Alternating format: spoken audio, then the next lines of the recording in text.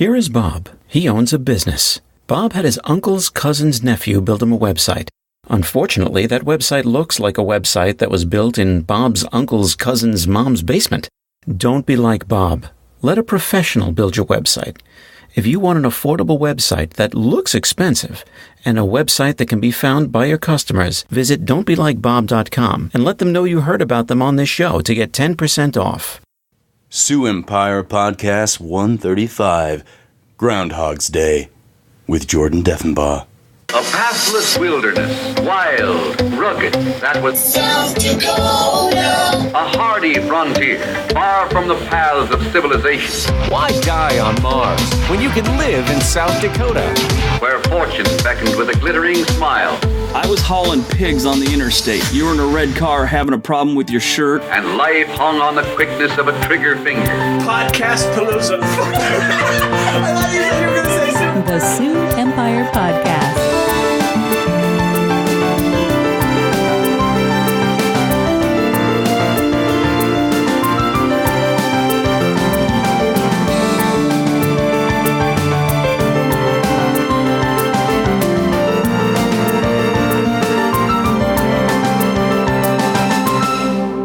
Well, hello, everyone, and welcome to the Sioux Empire Podcast. This is the Sioux Empire Podcast, the quirky but harmless podcast that's all about Sioux Empire news, comedy, music, and culture. I am your host, Robert Mailing, and joining me, as always, is co-host Seth Glover. It's Saturday, it's Sunday, it's Sioux Falls, naturally. Woo! Woo! And we didn't freeze to death. Woo! Woo! Also wooing with us today is Jordan Deffenbaugh? Bah. Deffenbaugh? Bah. Yeah. Bah. Okay. Deffenbaugh. Jordan Deffenbaugh, who, you know, I would list your projects, but you got a holy crap load of stuff going on, which we will get to in the interview here in part 2. And then, So let's just jump right into headlines and get this shindig started.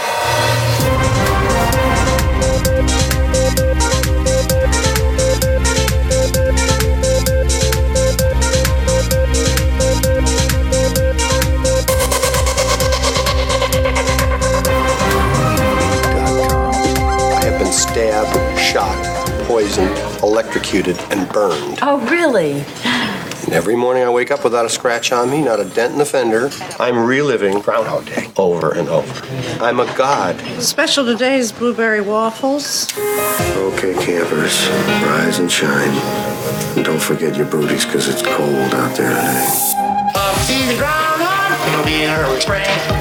Didn't we do this yesterday? I don't know what you mean. Well, it's Groundhog Day, and there's no way winter's ever going to again. It comes again and again, again and again, again and again. Phil, needle-nose Ned at the head. Again and again. Groundhog Day, there's no way it's ever going to end. He said this Groundhog Day, on February 2nd. I'm a god. Phil, Bombers, I thought that was you.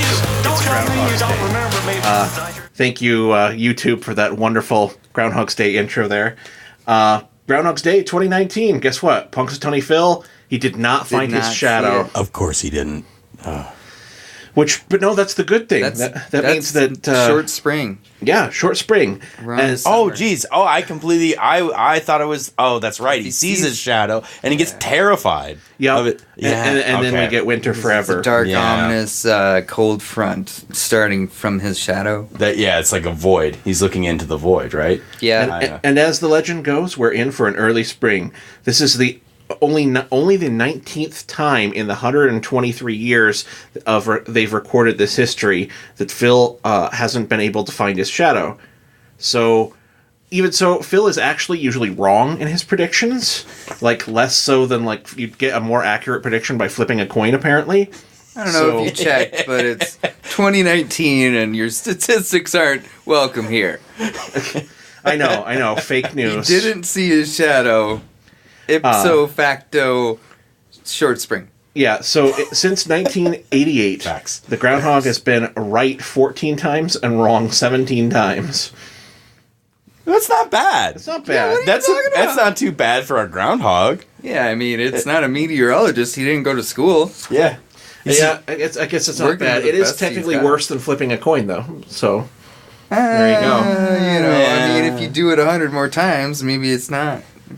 I think you're taking a little bit too small of a sample size, and I think you're popular.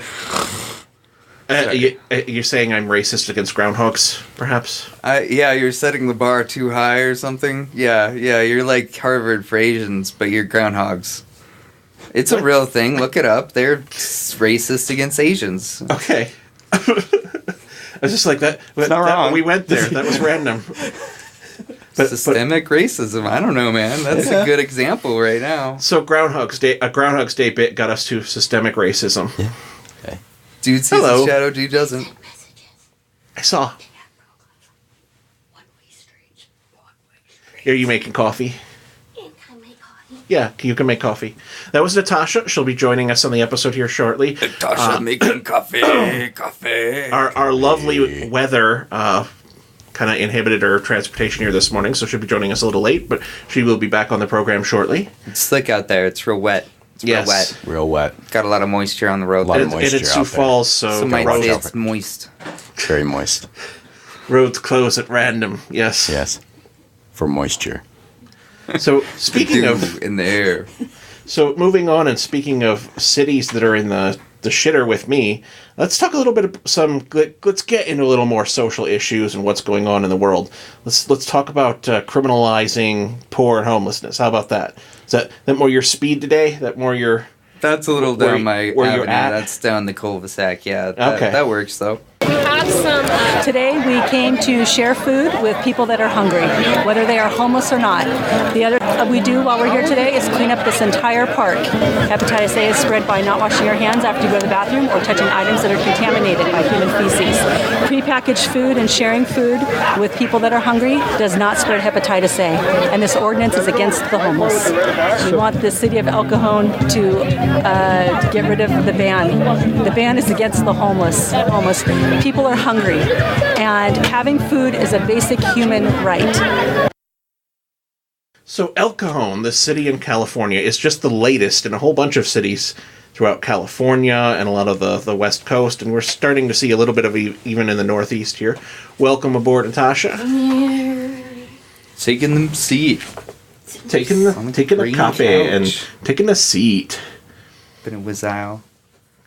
We thought you were put in jail for feeding the homeless in California. Yeah, that's where you were, right? California.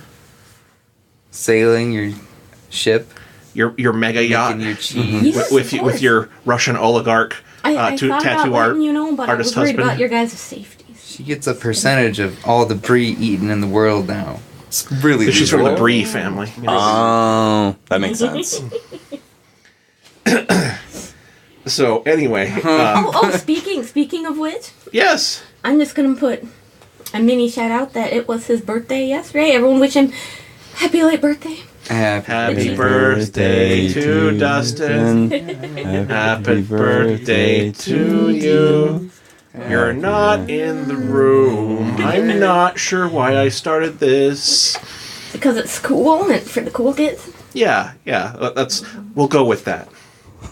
But anyway, El Cajon police officers were arrested about a dozen people for feeding the homeless in the city parks in Sunday afternoon. Now, the cities that are doing this, where they're literally making it a crime to share food with the homeless people in a public park or place like that, their justification for it is that they declare a state of emergency and then say that it's because hepatitis A is out of control. But she was saying there in the clip, it's what they were giving out in this instance was prepackaged food. And lots of hand wipes and cleaning items. And then the other thing they're doing is they were actually cleaning the park, which helps with, controlling that. So it's their impact, their footprint there is actually negative. Yeah. Yeah.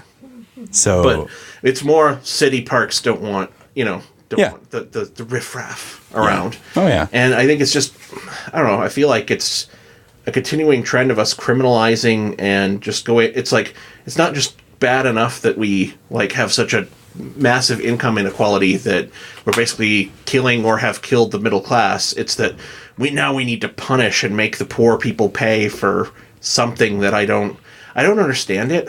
at all. It's kind of crazy that it's happening in California of all places. That's not surprising. I mean, it's not. It's not surprising. But, you know, like California is one of the more progressive. Oh, it's so progressive. states. Oh, but In they have a parts- massive in parts, homeless I suppose.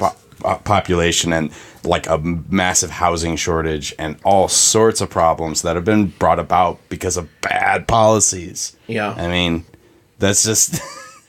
Well, I mean, yeah, I don't quite understand why they're doing it. Obviously, that hepatitis A is kind of bogus. Doesn't really, I mean... Yeah, what are the numbers on that? Right. What are the numbers on the It's 2019, hepatitis? we need stats. Yeah, give us some stats. Yeah, and if you read further in the news article about it, it's just like there's been 0 cases that have been traced back to any kind of like feeding the homeless program or anything like that. I mean, they're enforcing this so well in city parks. They should enforce feeding animals or this sort of thing in national parks with feeding animals or littering, and just got 20 cops out there in the rest area. Hey, your 5-year-old's skirting the line. I'm gonna have to write him a ticket. He's gonna have to come to court. You can feed the burros. Because they did write a ticket to a 14-year-old. Yeah, that I put that in the story here because that grabbed me. They gave a 15-year-old. Oh, 15. Or 14, sorry. First names, now numbers? Rob! Me word good. You used to be the numbers man. Now you're just the man, Rob. I'm just a man. Rob man. So yeah, their big claim to like, well, it wasn't that big a deal because they didn't handcuff anyone, but they did give everyone 14 people citations that they have. I wonder how much the ticket is. Yeah, I don't know. I'm curious if they'll actually could that hold up in court? I'm curious if it How would. are they going to keep arresting people if they don't punish them at least a little bit? Well, no, I mean, they would. It could evolve technically, but I don't know if they would want to do that. I'm not sure on that process. Like, I'm an idiot when it comes to law, but I think they would have to it would have to go to a point where they would have to deal with the citation. It doesn't go through. They can maybe bring up a warrant or go to the next level, but I know that probably would be a really bad political move. But this is already a really bad political move, so and that's part of the people who organized this knew that was what was going to happen because they were mad the city passed the ordinance and they're like, okay, you come out here and arrest us because that was a common civil rights tactic. Yeah. Because then now that happens, now you have, okay, someone has been charged. Now you take that to the court with the ACLU and other people and you just start raising hell. Death by paperwork. And then you try and get it raised to the higher courts and then deem it unconstitutional in some way. I think that's a lot to do with just that sort of mitigating risk mentality, using that excuse of we're keeping you safe. It's no, you are taking rights away from us, literally. Yeah, I always think whenever somebody goes, it's the Committee for Public Safety. Well, in the French Revolution, that's what the committee that killed everyone in the Great Terror was called the Committee for Public Safety. Mm-hmm. So when government starts going, it's for your safety, I'm just yeah. A potluck. Potlucks are awesome. Potlucks are great. If someone told me that I couldn't have a potluck and give somebody food, I'd tell them to fuck off. You think it's straight up? It's a Midwestern thing, or a non-Midwestern thing where they don't understand the concept of no, potlucks are everywhere. Okay. Potlucks are yeah, that's a thing. Yeah, it's like a buffet, but without the place with the strangers. And you have to make food for it. That's why you bring the pre-made stuff, but you bring bags of Doritos. If I'm all about vegan chili. 25 I throw down on that. It's vegan chili. Vegan chili. It's great. What is in it? Oh, it's a lot of beans. A lot of different types of beans. Is that just called beans? Well, I mean, it would just be beans if it's just beans.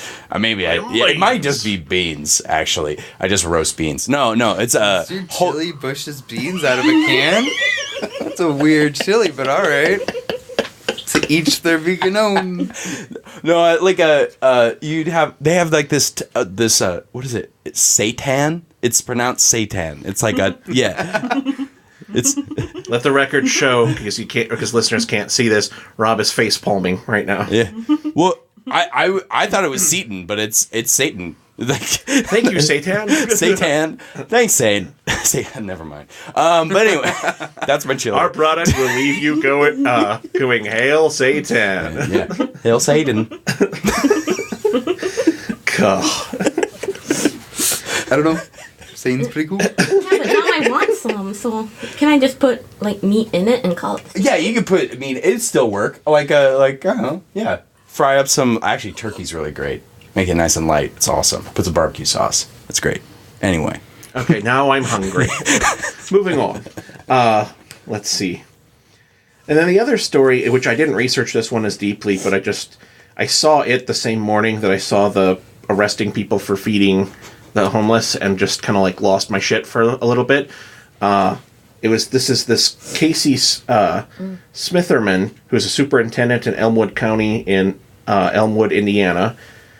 She's booked on charges of insurance fraud, identity deception, and official misconduct on Wednesday, and was later released on bond or bail. She basically is charged with, she had a student that she was worried about who was sick and couldn't afford a doctor, and got rejected at the first clinic because he didn't have insurance that she took him to because he had strep throat. So then she went to another clinic and claimed that was her son, and used her insurance to cover it and get him prescriptions and stuff like that so he could get better because she gave a shit about the student. So of course it's America, so time to go to jail, bitch. There's a law for that. Sort of, from somebody that's been booked for a few times, so I can kind of give you some insight, and kind of speak into the last one too. The legal system here in America is the type that is designed to fuck you. Police are not your friend. They're not there to help the neighborhood. They're there to catch you on your worst day and make it worse. Yeah, they're not your friends. So, like in the last one, if they have that, if they don't go to court after they, feed some homeless people, like years later, even if, this is found, unconstitutional, they'll still have that bench warrant out for them, which means if the next time they get pulled over, they're going to have to go to jail for a minute and explain that shit and deal with that. But in this instance, she's helping somebody out, and so, I get it. Insurance fraud, that's, I guess bad, but she's being a good person, so it's kind of crazy that who turned her in? Yeah, who did that? That's like, it's just common sense. We've boxed ourselves into regulations for the general population, but those regulations don't translate to some of the most powerful people in this country. So we are demonizing people actually trying to help. Trying to actually make people's lives better but it's for safety, or it's risk mitigation, or it's basically mitigating risk has become the key element of American society, so that you don't get sued, or so that for a number of things. But then we can't do things to help people. You've made it illegal to do that. And so we're isolating ourselves further. And thus making us easier to control. I hate bureaucrats. I think they're scumbags. I just think they're scumbags. And we need to get rid of the bureaucrats in our system. It's simple as that. You think it's the bureaucrat, the people, or more it's just, we're partially to blame because we're the ones that elect these, yahoos, and then laws and regulations. But I don't think it's just, there are yahoos everywhere, and they're not isolated to a single political party. It's really within the system itself, especially people that are there, pragmatists that are not necessarily elected officials, but they're in places where they have power. Sure. If you are creating all these stopgaps, and I get it too, there's the balance of powers and checks and balances and all that. I get that. Yeah. But there's a certain point where it's when there's just this overreach, the feeding homeless people, or handing out aspirin. Was it aspirin? Well, she took a kid to clinic to get checked for strep because she. I was thinking a different thing. Yeah. But still, that was another similar. Yeah, there was an aspirin one. This isn't new. This isn't isolated. Yeah. It's ongoing. Yeah. So I just think it's a matter of like we need to really bring rationality back into our sphere of like how we act with the public, and this sort of stuff is just ridiculous. And we need to get rid of the bureaucrats. Somebody shouldn't have a mugshot because they were trying to help a kid that, wasn't going to get help anywhere else. Yeah, honestly, I'm just kind of like, I'd be proud of that mugshot. I'd put that mugshot up because fucking... Yeah, I definitely, see her and it's like, okay, that's pretty dope. You're a badass. Like, you're doing good things for people and really, making a difference where you can in your community and in your school. So, I mean, she's great. Principal or superintendent? Yeah. So, yeah, I mean, it's only infuriating that the legal system attacks people like this, but America. Speaking of America, here's a very America story for us. So we got our first big piece of legislation out of the 2019 legislative session. Was it banning gay people? Was it building a wall on the border with North Dakota? Was it just congratulating evil? No, this was one that I actually kind of liked. This is the gun bill that they've been working on. Saved every South Dakotan $5. Exactly. Here we go. It's time to lock and load. That's right, lock and load, people. Because concealed carry in South Dakota no longer requires a permit. Well, as of January 1st. July 1st, she is saving me. You're drunk on power, Rob. I know. I'm drunk on power. Just flows through me in this podcast booth. Let's see. So, yes, July 1st, it saves me a trip to the courthouse, which is nice. I like that.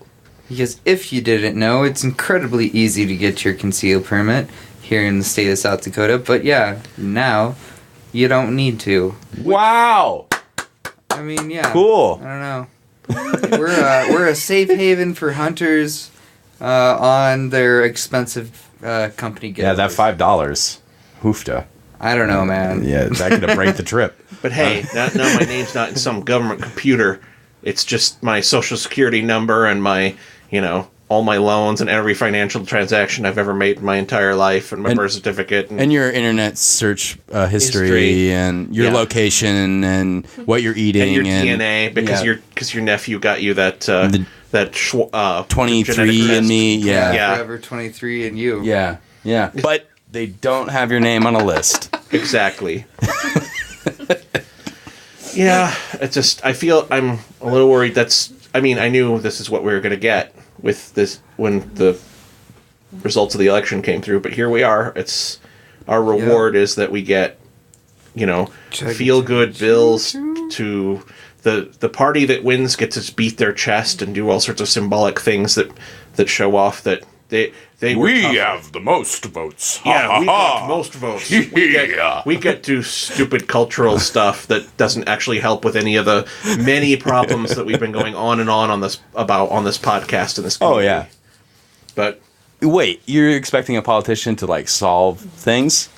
Make solutions to things? At least get out of the way? That'd be cool nice. Too. That'd be cool. I mean, at least do that. But she's showing the president how you do politics, and that's she got that pass, your secret interest policies for them, and you just play ball and you just sit in your mansion and you just quietly pass things that are gonna have your base all a wet and or a hard. A Twitter of sorts? Yeah, all a Twitter or a twat. Well, none of the issues we've been talking about today seem to be slowing down.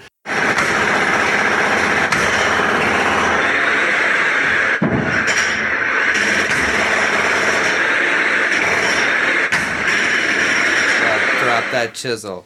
Sorry, I just, I get nervous and I get out the jackhammer and I just start building a sub-basement into my apartment. I don't know. You're going to throw out your back doing that. I know. Last time you did it. Give up on the spire, Rob. I will never give up on the spire. He's making the a hole spire instead of is a spire. forever. What's the spire? Okay, this is a recurring bit here on the podcast. You'll know.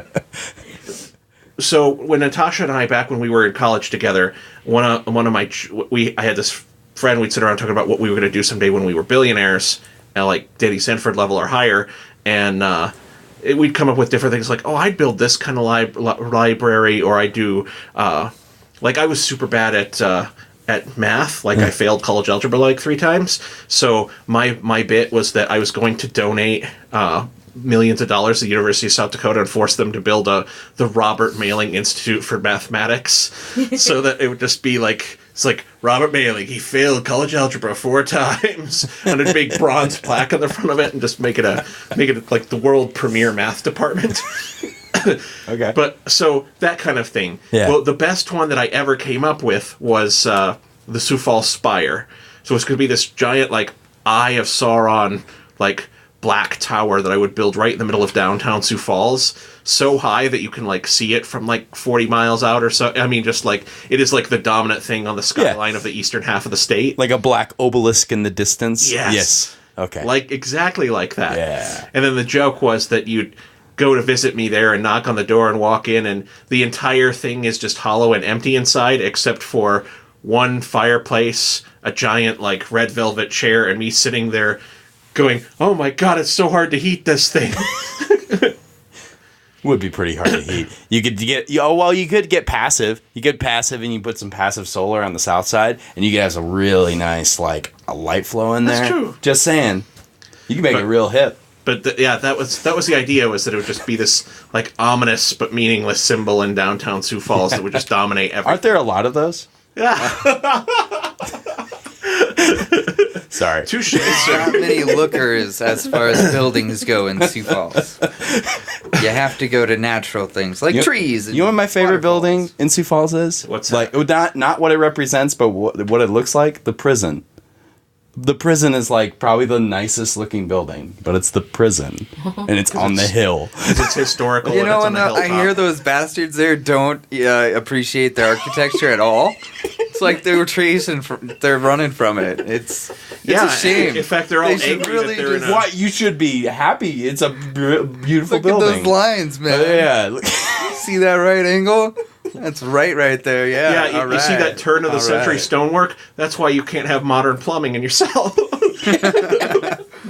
It's great. It's wow. great. Yeah, I usually avert my eyes from that place because I'm not that I've been in that place, but I've been in institutions. But I can't. I just, when I think of Sioux Falls buildings, I think of how blasé they are and how stupid the 300 looks on that one. 300 what? Yeah, it's like a purple 300 on the side of a the big 300 office. building, Yeah. like like it looks like a 70s news studio or something like that. Yeah. It Well, I looks think it bad, was a 70s news. but I think it was KSFY or something. The Ron Burgundy building. Yeah, it's the Ron Burgundy building for news. Yeah, it's the only building that I can have that I have any distinction of because of that 300, and everything else is just a box and sure does look tornado. The courthouse is kind of rad. It's got that Romanesque vibe. It's pretty. I mean, it's got the clock tower. It's all right, but if you've been to Denver, I mean, there's got. Well, yeah, if you've been to Barcelona, yeah, it's like fucking incredible. Yeah, But anyway. the thing I like about, if we're actually going to get serious on this, is that anything that's one of the historical buildings that's actually built out of the Sioux quartzite, that's the rare stone, like the federal courthouse is really pretty. The old county courthouse or whatever with the clock tower and stuff like that is beautiful. Oh yeah, fair enough. Yeah. The cathedral up on the hill. It's pretty stunning. It's pretty amazing. Yeah, you're right. If you go inside too, those like as a history nerd and a Catholic, the only thing that really drives me super nuts about it is that cathedrals, the whole idea with like the big, like, how our cathedral catches the sun so beautifully when the sun sets. Yeah. It's supposed to do that in the opposite direction. A cathedral is supposed to face towards the Holy Land, and towards the rising sun as well, and then that's how the the effects with the light and everything else, but we built a reverse one, and I don't know why. And me and some other nerds at the history department were always super bugged by that. But other than that, it's a beautiful, beautiful building. Yeah. I can't win it. But so Sioux Falls is growing, which it isn't even like news anymore. It's just like, well, of course it's growing. Yeah. Permits totaled 33.1 million at the start of the year, which is up 29 million from last year. Well, no, it's up. Isn't it up from 29? Up from, sorry, 1,029 last year. Yeah, I was looking at that for a second. I was like, that math doesn't make any sense. Me number good. Did I mention the Rob Mailing Institute for Math that was built because that guy failed college algebra like 4 times? Just pointing that out there.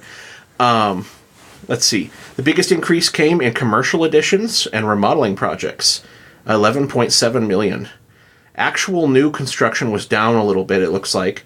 And then I was impressed with the increase in actually some residential construction, which that's good, because if we keep growing like this, we kind of need some housing to go along with it. Uh-huh. We don't want to be California, where we have an issue where it's just like a third of the population just is homeless because we didn't plan anything.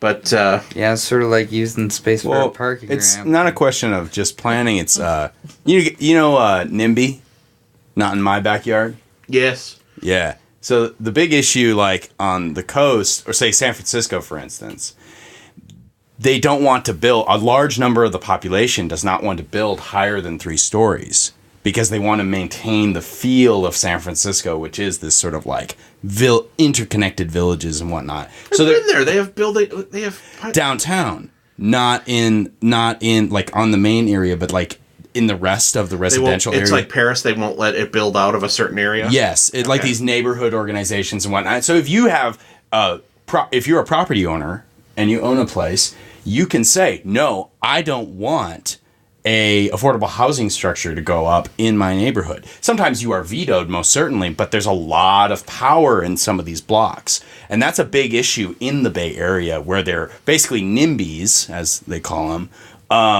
are stopping the building of affordable housing. That happens here too. Yeah. There's places where it's like putting apartment structures near single family residential developments. And really that's the thing, is we have a missing middle of housing. Out there specifically, but also here. We have single family residential, big apartments. Yeah, but where's the in-between? If we keep growing the way we grow, then we're going to run into some of the problems these bigger boys are having with the housing and the housing gaps and everything else. It's an ongoing thing, and homeowners don't want to be by apartments or multi-units. Yeah. And nobody wants over a certain size, except for me. I want my obelisk. And it's... Well, I'll fight for that. I'll fight for that obelisk. Thank you. I guess it's a spire. We technically spire. Natasha, you're my expert on the spire. It's technically a spire, right? Yeah. Okay. I think that'd be better in the winds too. An obelisk would probably fall. Like just too much wind force on there. Yeah, the spire, we can come up with some wind technology. Maybe we can get some energy out of that from some little wind cells on the side of it. How progressive. Yeah. South Dakota feels more like Middle Earth than Egypt, so yeah. So spire. Spire. A spire for that spire, that's bad. Segment. I like how the decision is based on which fantasy setting South Dakota is more like. I love that logic. Just it is definitely a spire then, isn't it? It's more of a spire. Yeah. I need to be call culturally Egypt relevant. a fantasy land, but it was ancient. I was thinking of ancient. So yeah, it's a fantasy land. It never was. Yeah. But yeah. Spire. Catch me at the spire. I need to build that. You know what? I'm just going to... Fuck it. I'm going to start that GoFundMe page and see what happens. You haven't? Do it. Well, geez, man. Come on. I'll put in some money for it, Ron. Really? Sure. Okay. in this non-binding pledge of money over a podcast? Totally give you lots of money. Yup. Oh, you needed a check. I thought you needed money. I'll go get some. Never see me again. No, it's never going to see him again. No. And so, for our last headline here, let's get into... did you guys notice it was cold? I think it was kind of like cold for a little bit. There was this a week. draft, I think, or something. Yeah, just a little bit. I'm Mr. Hello. Friends call me Snow Miser. Whatever I touch turns to snow in my clutch. I'm too much. I love the end of the song where he just because I'd never actually seen that Christmas special or whatever before. The end of that song is him just going like for like way longer than is appropriate. Clearly, whoever recorded that was like having way too much goddamn fun with that part of it. Drugs and/or alcohol may have been involved. You know it. Just throwing that out there. Oh yeah, well, you're making the Christmas historian, specials Robert. for ABC. You're definitely doing drugs. So here's some by the numbers geez. from this cold snap that we experienced this week, the week of last week of January 2019. So the lowest wind chill that AccuWeather has ever recorded in their system was recorded this week, negative 77 Fahrenheit. That was in Thief River Falls, Minnesota, which stay the fuck out of there in the wintertime because Thief River Falls, they break records every goddamn time. Where is that? It's in North Minnesota. Is it like in the little part? Oh no, never mind. It's on the upper part of the Applebite kind of thing. Yeah. Okay. Gotcha. Yeah, it's basically Canada. Yeah. Gotcha. It's not quite International Falls, but it's like close. Yeah. Okay. The lowest actual temperature they recorded was in Cotton, Minnesota on Thursday morning, a negative 56 degrees Fahrenheit, not wind chill, just pure fucking terror and death. Let's see, the lowest temperature recorded at Mount Carroll, Illinois on Thursday morning was a negative 38 degrees.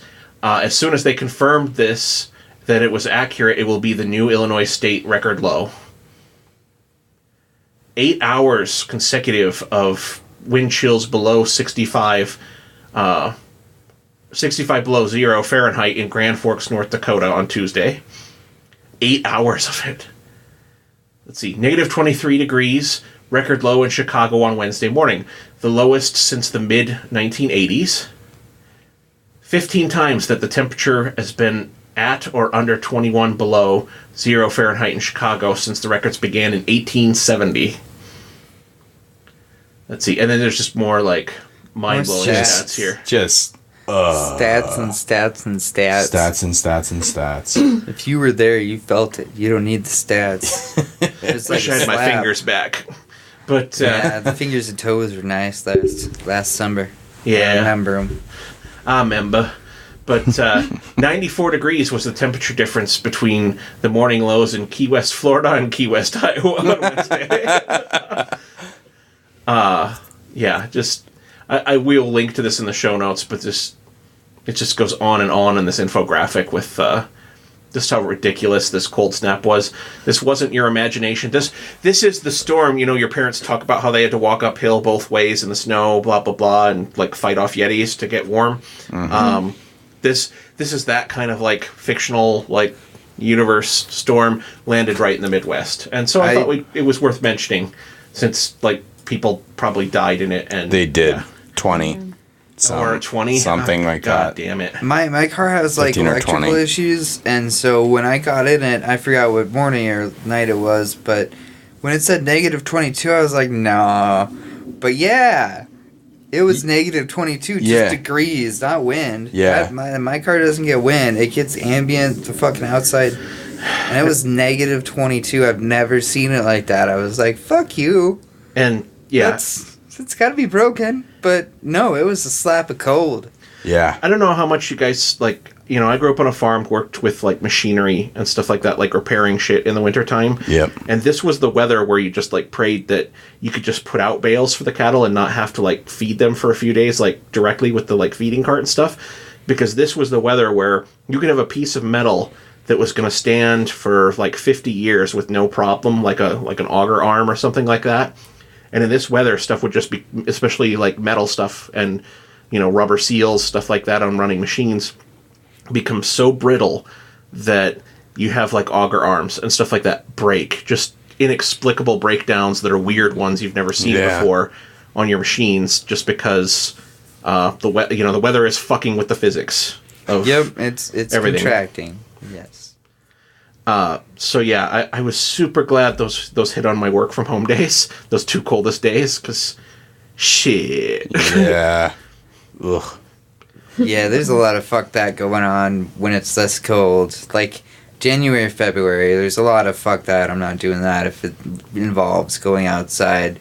There's many more food deliveries made than, people eating out, I'd have to imagine. I don't have the stats, but I know for myself. I definitely... Well, we had restaurants in town and stuff that were closing. A lot of places were closed. It's too Just much. Didn't bother. And I don't blame them. Because, geez. I didn't leave my apartment, but, introvert powers it and was like... I gotta go and fuck it.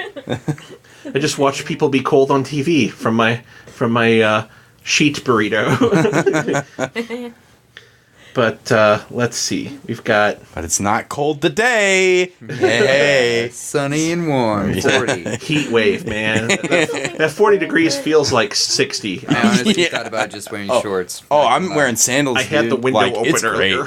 Yeah, man, this is great. 40 degrees. People elsewhere never will understand. Like, that first 40 degrees after, like, this bullshit. It's like, just fucking, where's the pool? Well, this is also kind of weird, though. Like, the discrepancy between what Wednesday low was and what it is today, that's a wide berth. Like, it's odd. Just saying. I kind of expected from the mountains, but not out here in the plains. No. I mean, yeah. And with that, I think it's time to move into the interview.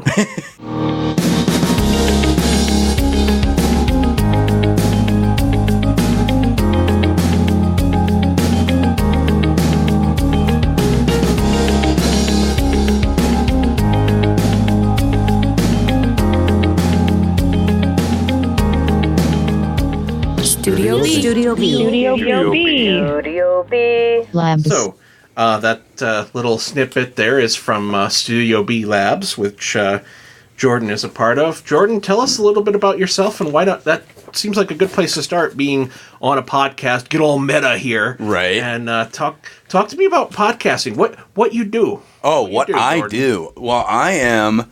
As of about a month and a half ago, I became the creative director for a new podcast studio in Sioux Falls called Studio B. Studio B. Studio B. Studio B. Studio B. Studio B. And Labs. So we're starting. So we're with the launch process. What we're doing is we're creating this thing called Studio B Labs. And what it is, anyone can submit an idea for a podcast. Anyone, even a common vagrant, especially a common vagrant. We want all the common vagrants. God, man! I know, it's really revolutionary.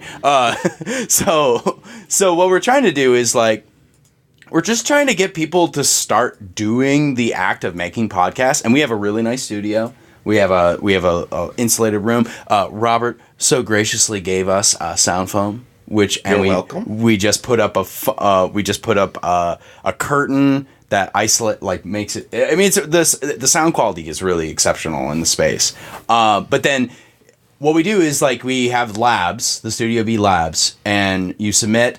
We decide if we want to roll with yours. Really, the constraints are.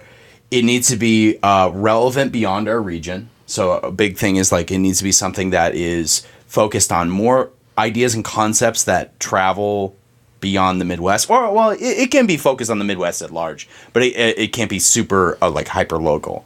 And then the idea then is... That's my turf. I know, right? I have this idea about my neighborhood. So I got the characters figured out, for sure. There's going to be a dog. It's going to be cool. Nice. So essentially, we develop 3 to 5 episodes, and then we'll launch it on the 1st of every month. We're gonna try and do. We did 5 yesterday. We launched as of yesterday at a very long couple days, but they're all on there. We have 5 shows. We got The Formative Years, which is about famous and infamous people's childhoods. Sarah Michelle Gellar? That's probably my favorite of the concepts so far, I will say. Just having browsed through them and listened to a bit of each of them last night. That I really like that one. It's got a good vibe going. But I will say, like, Common IP is about intellectual property, very technical, very I mean, the two folks on there is one is a patent attorney, and then the office manager for that particular, who is also a mechanical or electrical engineer. So very, very intelligent individuals, and you get into the weeds about intellectual property. Yeah, and that's the thing with podcasting that I'm constantly like railing on is find niches. So yes. That one is a super niche. It's not for me. Yeah. But man, there are people who like will eat that. Oh yeah, I actually found it really interesting when it goes into like describing. You have to describe in words how things work, and you have to come up with these really specific ways, and you got to get into the minutia. I thought it was really interesting, but it's super super technical. A-Team. That's our very own Lauren Force podcast, which is focused on attitudes and actions. Really, just about like each one is focused on a specific attitude and action, like being responsible, or I think freedom or whatnot, and focus on like a lot of entrepreneurship qualities. Sure. Where's the jewelry man? The jewelry man. What? Oh, it's a reference to the show, the A-Team. Oh, but it's also from the IT crowd. When you probably think this is a picture of my family. It's not. It's the A-Team. Team. Sorry. Go ahead. That was awesome. I really thought somebody would catch on. No. It was good. I like it. Slow this morning. I'm on like bare minimum of caffeine. So. Then we got Living in the Wait, which is about infertility and about the process of dealing with infertility. And it's actually, I think it's really interesting too, because like, again, I don't seek podcasts on infertility. This is not my thing, but like, I know there are people that will find something in this that will help them.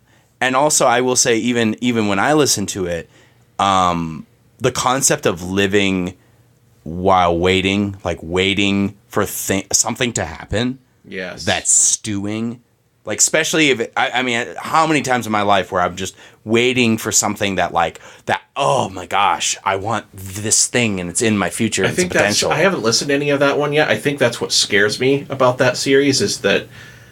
With like family health issues in my family and stuff like that, I do so much of that with like waiting that's just like, and it's terrible and it's terrifying and it's worse than like The Thing half the time. Yeah.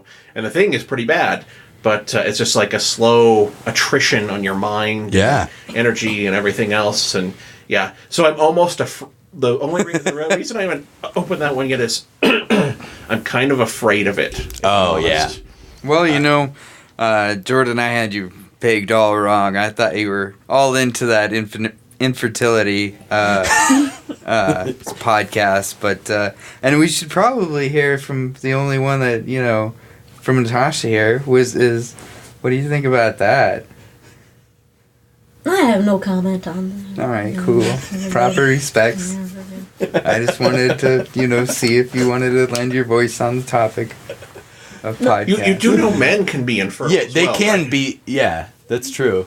Yeah, it's a collective effort between the two people. Yeah, you see, when two people love each other very much, collective, but there's one that's collecting and then holding the burden.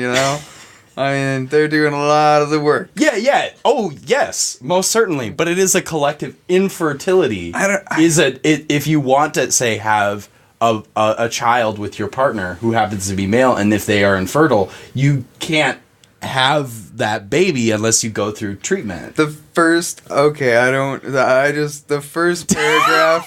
of Scum Manifesto tells me that fertility is all about just the woman, and fuck men, we can kill them all. We don't need them for that.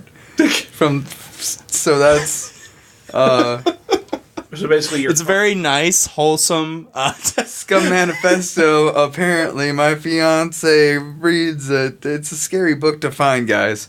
But don't read any of it. It's good to know. Is that what South Park based that whole Cartman on Mars colony thing with the men get there and then instead they're all just like imprisoned underground where they produce the only two things that women want from men. They're forced to write comedy and then they have semen extracted, and those are like they're all like hooked up to machines, and that's where they have to type jokes, and it's like basically like milking them, and that's like all men are allowed to do on Mars. I didn't know this book existed until like 2 days ago, man. Okay. And like I don't know if anything. So this is a recent development. This book. Yeah, I just saw that. I think she told me she was buying it, and I was like, that sounds really extremist, and I was right. It was not false advertising. It was, yeah. It's like probably what is that anarchist handbook, but like of how to like destroy men. Gotcha. Yeah. Noted. There's less pipe bombs and more ball breaking. So you're concerned at all that your fiance is like, I want to talk to you about my new book, and it's all about, it's like, stab him in the eyes while he sleeps.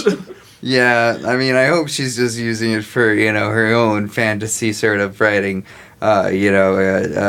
source and sure, venue, because I mean, there's going to be a lot of hate in that she's going to be able to, if she can harness it with some words. And not, rope around my neck or however. Or your balls. Or my balls. Yeah. Yeah. Ooh, yeah, let's not end it there. Yeah. I like the song Role Model by Eminem, but I don't actually want to jump from a tree with a dick around my PP or dick. I don't know what the line is, but Role Model, Slim Shady LP. You'll like it, kids. Okay. So that's the infertility podcast. That's the This is what my friend. In case you were wondering, Jordan, this is what the Sioux Empire podcast is all about. Is you give us like, oh, you're having a fundraiser and a bake sale. That's so nice. And by the end, we're just like, and that's why the Dutch are dirty bastards who cannot be trusted. How did we get here? I like it. It's fun. So Better Educated. The final of this first launch. Better Educated. Our very own Joshua Novak. He brings in local entrepreneurs, thought leaders, education leaders, whoever, and what they talk about is what you want people to learn. Like what could you teach the world? And it's just, I think one is about building community. I think Thad Geet up at Zeal that's his job. Like he has to coordinate and create culture in that space. That's a dude. I'd give him a bid. Yep. And then the what is it? Then Clint Brown, who's part of Studio B, he talks about his first steps into entrepreneurship. And then I think Vani Harari is the other one. And I forget what Vani is talking about. No. He's coming up. Lauren Forsch, who's part of the A-Team, talking about financial literacy, which is something I need to... Nice. I'll listen to that one. That's one of those podcasts that I subscribe to, but skip episodes of or sometimes don't listen to because they're like the vegetables of my podcast lineup. Yeah, you have to. I really should listen to the Art of Manliness thing about how to get over your eating disorder, but I just ordered a pizza. I'm not listening to that.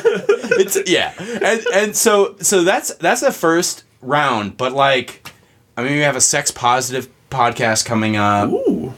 We have mine will be focused on ecosystems and how human-built ecosystems can learn from natural ecosystems. And I have my co-host is currently studying permaculture in Australia. And so he's just going to remote in. And we're just going to... And I'm also going to find guests. I have a lot of acquaintances from around the country, the world, actually, too. Man about time. Oh, international. Yes, fancy. I didn't say anything, but he did come in a bowler hat with a cane, and he does wear a monocle, people. So that was me putting on the monocle. We're doing that, and then there's one I forget what we're calling it, conscious business. It's about how do you build businesses that are conscious of their impact on society and the environment. And it's like are you familiar with B Corps? B Corps are benefit corporations, It's sort of this like next tier up in terms of like making like an S corp or a nonprofit or whatever. It's like all about how do you align with society and the environment and like actually build a company framework that is like focused on making society better. So what's that? So is that just a concept, or is that an actual like? That's an actual.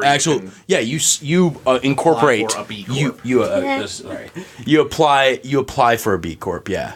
Okay. It's pretty cool, and they go into actually. We just did a recording with Tonka Bars out of what is it? Is it No. It's off of the reservation back in Pine Ridge, and they really awesome company that they have going there. What's that? They're delicious. Oh yeah, Tonka Bars are so good. But it's the only B Corp in South Dakota. Really? Only one. And it's been around for a while. I think it's about 10 years. Mm-hmm. But it's, or even longer. But that's the only one there. So, there's going to be a bunch more. And if anyone has an idea for a podcast, they just have to go to our website, studiob.us. I think this loaded up yesterday, so I can't remember. But if you scroll down past the podcast, there's like follow us. And then, here he is. Okay, so there's going to see tune in, subscribe to listen, and it's going to say, come on, produce a podcast. You'll learn more. You'll click that, and then it'll talk about the studio. We have pricing and stuff like that. Where's the booking? I'm trying to remember. How do you... Mm-hmm. No. Go down. Test the concept. There it is. Mm. Oh, we got to fix that. Call the server guy. Yeah, I'll let Lauren know. So this is how does Studio B Labs work? It's right on the website, but number 1, you have an idea. Number 2, you fill out a form. Number 3, we review the idea. Number 4, we send you another magical form asking for more detail. This from the man that 30 minutes ago was like, kill all the bureaucrats. I didn't say kill the bureaucrats. I said remove. They can do what they will. I just don't want them in control of me. So number 5, we listen to your demo. 6, you blow our minds. Maybe we'll see. 7, we invite you to come in and record 3 to 5 pilot episodes. 8, we cover the podcast costs of those episodes, about $1,000 worth. So we base that off of like studio time in order to like maintain and sustain the studio. We include your pilot on our next available release day. We syndicate our pilot episodes via our Studio Labs podcast. We post about you on social media, blog about you, email out about you, tell your grandma about you. If you give us your grandma's email or phone number, we'll call her up. 12, the public goes wild, downloads your podcast, go crazy. Downloads your podcast. Oh, I gotta fix that. We keep pushing our pilot episodes for about 180 days. Because of massive public demand, we decided to turn your public into an ongoing show. We help you secure sponsors so you all get paid. You become wildly famous in the podcast world, and all your wildest dreams come true. So that's the idea. Cool. So it really is a labs in that it's like you're going to be kind of I could tell a lot of the people involved in this are like from the entrepreneurial world coming into it with the whole like fail quickly, try a lot of concepts until you find one that like clicks kind of thing. Exactly. It's so just like and also too the networks. So each niche. So when you subscribe to the Studio Labs podcast, it will be its own channel, but you'll get all of the beginnings of these shows. So you'll subscribe, and you'll be able to, this is a new concept coming out of Studio B. So there might be stuff that's like really technical, or it could be an audio drama, or it could be like a scientific exploration of how the brain works. I mean, it could be any number of things. And then what we want people to give feedback about the podcast. So on the website, you see Be Involved up there in a big square. We want people, if you've listened to the podcast, we want your feedback. We want to know what you think of these podcasts. And be vicious. I want you to be really critical. Because I want these podcasts to be better. Treat this like Yelp. Yes. This is Yelp for podcasts. That's so. But the idea is that we want to build a strong network of strong concepts, all coming out of Sioux Falls. So yeah, that's pretty cool. Yeah.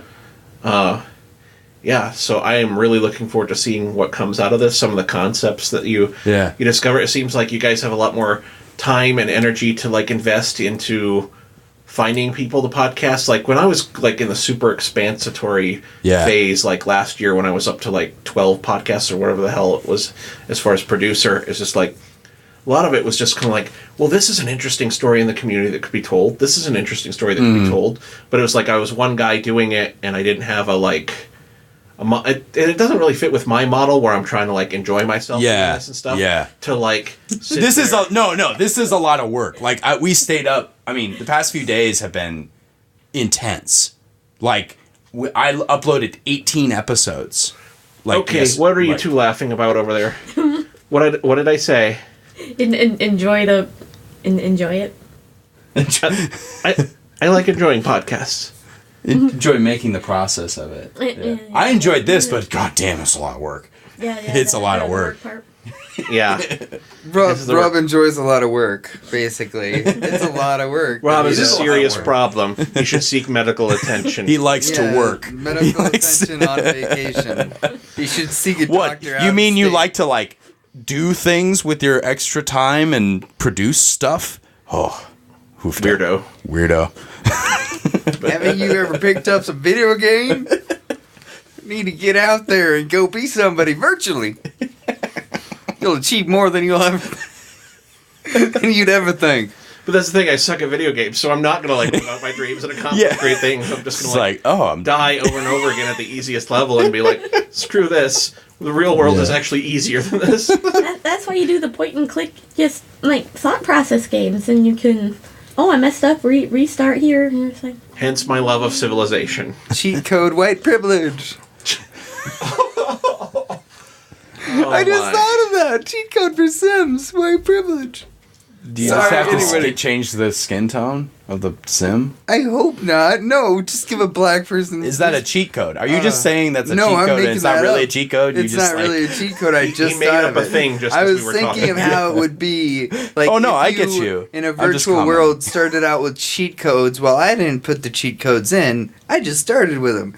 And that it's 2019. That's where my mind goes. White privilege. There you go. Because I'm privileged... And white. I'm white, yeah. So... Yeah. I've never been stopped and frisked, but I've been in New York. Under Giuliani's rule. When he secretly had all the homeless people killed? That is one way to solve that problem, is to elect Giuliani and have him disappear people. The river was already full of bodies. They won't notice a few more. Wow. We're at about time, Jordan. Yeah. What I'm thinking is we'll pick up with Strong Towns in the next part. Yeah. Cool. Cool. And with that, shameless plug time. The Sioux Empire Podcast proudly presents this week's Shameless Plugs. Now, Jordan, this is the shameless plugs portion of the program. This is where you can get on your soapbox and get into the very specifics about anything you want people to know about, like your Twitter handle or like where they can find you on social media, what's the best way to contact you if you want people to contact you, stuff like that. Kind of did that a little bit already with Studio B. Yeah. But this is a more like specifically like if you have a like your website. Thing. Yeah. Like all your contact info. Can I tell them to go somewhere? Yes. Okay. I want them to go to Jam Art Supplies this week. One, because Jam is closing on the 8th, and you should like pay your respects because that's a rad place to be. Also, there's an art installation in the gallery space, and it's super cool, and it's connected to an event that's coming up that y'all should check out. So, yeah. Very cool. Jam Art Supplies, yeah. Art Supplies, okay. Let's see. And then did you want to plug anything else? Or I'll talk about Strong Towns in the next thing. As far as plugging anything else, how can people learn more about Studio B? Studio B, there it is. Studio B. Go to studiob.us. That's B-E. B-E. Studiobe.us, You can read about it. We're on Facebook. We're on Twitter. We're on Instagram. I think it's Studio B. It's Team Studio B across social media. The handle is Team Studio B across all the social networks. Smart. Yeah, that's about it. I mean, listen to stuff. Listen after you get done. Listen to this podcast. Check out those podcasts and see if there's one you like. Very cool. Yeah. Natasha, do you have any shameless plugs this week? I would like to shamelessly plug the Spa 2000 because it is Valentine's Day coming up, and you should go there on your date. Lots of going to be open extra hours, and of course all those couples massages. And I would recommend picking the one that involves the luxury suite because it's got the fancy snacks. Nice. And yeah, and the little soaking tub and those kind of fun things, and it's in a usually more quiet part of the place, so it's nicer. Pick that. Go there. Pick me. I'm cool. Very good. Seth, do you have any shameless plugs this week? I want to get to the essence. I don't think I've ever gotten to the essence. I'm feeling the essence. Maybe Dane Cooks, but he's not using it anyway.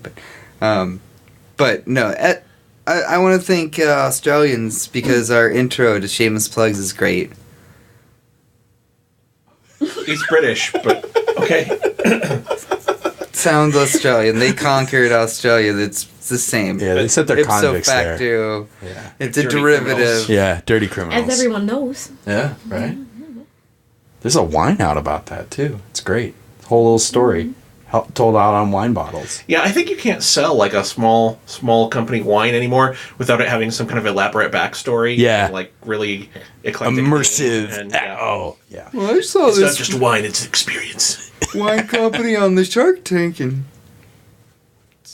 plugging the Shark Tank now. It's a great show. I like it. Entrepreneurs' dreams are made or they're crushed right in front of the national audience. Isn't that great? It is. That's America. You're going to get told your idea that you've been chasing down for 5 years is a terrible idea. It should be drug out into the backyard and shot. That's a direct quote. But anyway. So shameless plugs. Rob, what do you got? You got words, numbers? What are you coming with?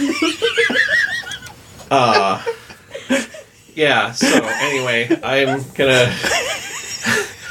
shamelessly plug, obviously, all the great work that they're doing over there at Studio B. Really look forward to seeing what you guys cook up in that crazy mad lab of yours. Mm-hmm. Gonna give a shout out to the Sioux Empire, specifically my ongoing work with Edge Case podcast. People are getting more and more excited about that. Yesterday was officially the deadline to get your story in and get all signed up and everything. So we will be sitting at 14 episodes for season 1. First episodes, tentatively, our launch date is like September 10th. It's the first Tuesday in the first full week in September that isn't interrupted by Labor Day. Under a full moon! Yeah, under a blood moon. And anyway, yeah. That's going to be a lot of fun, and I officially, today after this podcast, I'll be sitting down and starting on my notes of all the characters and stuff to put together the casting call. So stay tuned to the Sioux Empire Podcast Network social media and Edge Case's social media for announcements about audition days and stuff like that. So stay tuned for all of that. Oh, and then also our usual kind of boilerplate shameless plugs. Once again, please, if you like what we do here at the Sioux Empire Podcast, please support us and all we do with bringing you original local content and voices at patreon.com/Sioux Falls. Thanks, Matt Paulson. Yes, and a huge thank you to Matt Paulson, patron on Patreon. And that's all I've got this week. Thank you, Jordan, for coming, and we'll see you all next week. Hey folks, this week we're sending you off with a new single from Minority Falls called Dreams. It just released January 21st, and they play March 2nd at the Art and Iron Show. Enjoy and have a great week.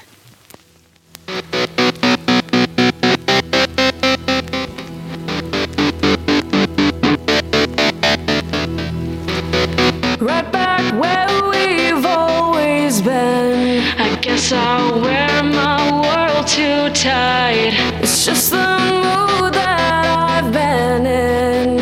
We right. Has this become my latest trend? Giving up without a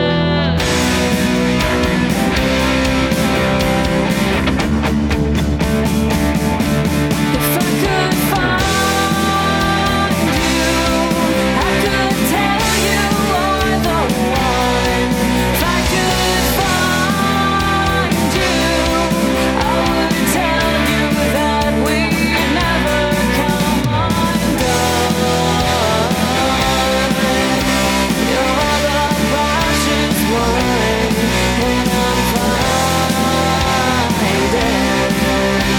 all my dreams are coming true.